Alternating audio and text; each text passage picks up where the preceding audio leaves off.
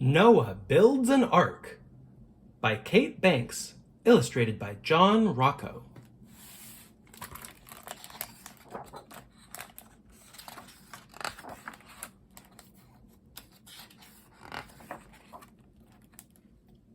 Noah spied it coming from afar. It started with a cloud peeping over the hills like a curious ghost.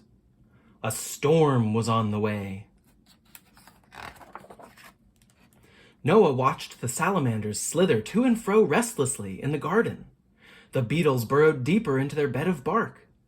The gray field mice stuffed a hole in a log with a cushion of moss to shelter themselves.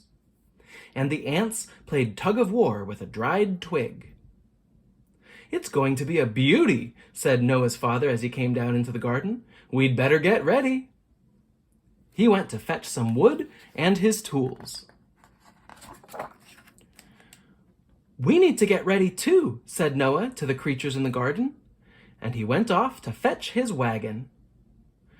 Noah's father began to board up the windows. Noah set to work with his own tools. And while a grasshopper looked on knowingly, Noah built an ark.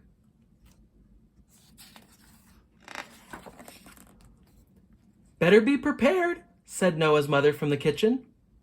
She and Noah's sister were stacking groceries in the cupboards and filling jugs of water for the coming days. "Better be prepared," whispered Noah to the creatures in the garden. And he gathered food for the ark: fists of brown nuts, spears of grass, berries, and seeds. Noah's mother got out the candles and matches. "There's no knowing in a storm," she said. "No knowing," repeated Noah to the grasshopper. And he wedged a small flashlight into the bow of the ark. Then he furnished the ark with a miniature table and chairs, some tiny cups and saucers, and a small bed. "Come," called Noah's mother. "Come," whispered Noah to the creatures in the garden. The salamanders slid shyly from beneath the rock wall. The spotted toads leapt from under a large silvery leaf, and the grass snakes slithered from around a tree stump. The little gray field mice peeked out from their hollow log. The beetles and the spiders scurried as fast as their legs would take them. And the hummingbird in the rosebush fluttered her wings. Into the ark all the creatures went, 2 by 2. "I will come get you when the storm has passed," said Noah, closing the door. Noah hurried into the house to watch and wait. Suddenly, the sun snapped off its light. A curtain of darkness drew across the sky. The rain tiptoed at first, pitter-patter, pitter-patter, and the wind whooshed and shushed. Then there was a silence so grand you could hear a tear drop. Pretty soon, the wind began to roar, banging at the door and on the walls of the house. "Let me come in," it seemed to say. The rain splashed down like silver swords thrown from heaven. Noah huddled on the couch next to his little sister and Boots, the cat.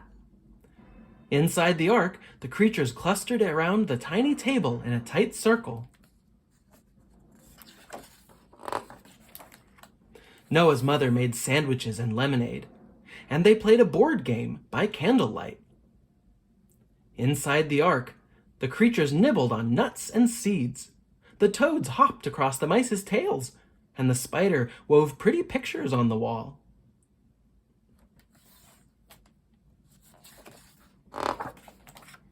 When evening came, Noah's father sat down in the rocking chair and told stories to drown out the pelting rain and the howling wind.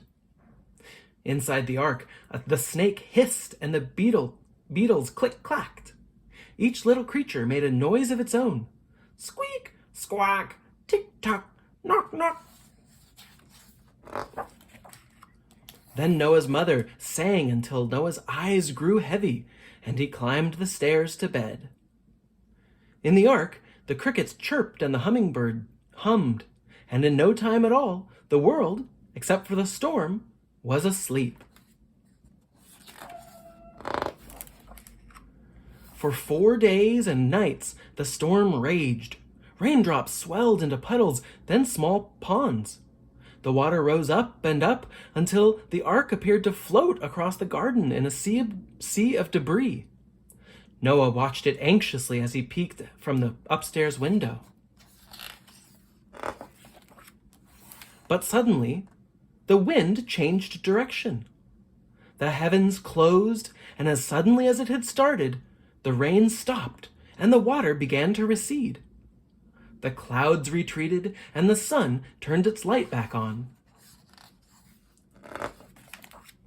Above, a rainbow stretched across the sky. "Hallelujah," said Noah's father. "Hallelujah," said Noah. That afternoon, Noah's father took the boards down from the windows, and Noah opened the door of the ark wide. Come out," he cried. The creatures exited the ark by two. And once again, the garden was swarming with life. For Oliver, KB. To Laurel Adam, aka Marm, Jr.